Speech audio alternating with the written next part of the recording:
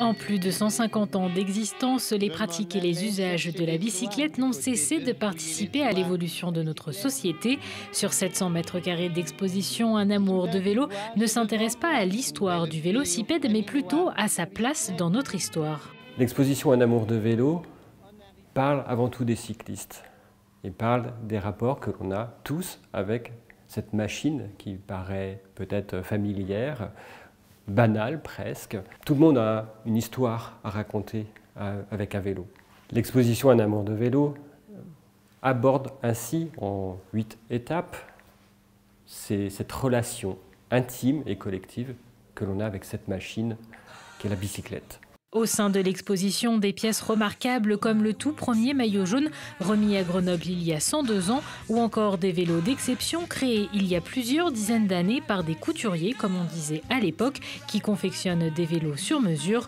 L'exposition revient également sur la relation entre les femmes et la bicyclette dès le 19e siècle où les médecins sont réfractaires à la pratique du cyclisme par les femmes. On sait qu'il y a eu une opportunité pour les femmes en particulier, de s'émanciper, de prendre le guidon en main, de porter le pantalon. C'est toute cette histoire aussi liée au pantalon, toute cette histoire d'émancipation par les sports, sans se freiner par les interdits, en particulier masculins, c'est vrai. Il y avait des théories hygiénistes qui parlaient des risques pour les femmes, de dangers corporels.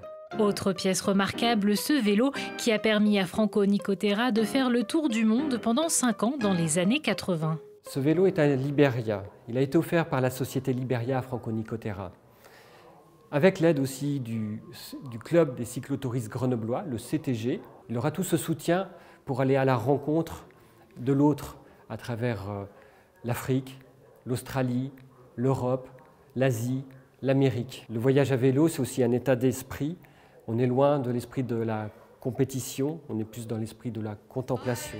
Cette exposition est le fruit de 2 ans de travail, un travail réalisé en collaboration avec des clubs sportifs, des constructeurs de vélos et des associations iséroises, ou encore en partenariat avec le Musée national du sport de Nice et le Musée d'art et d'industrie de Saint-Étienne.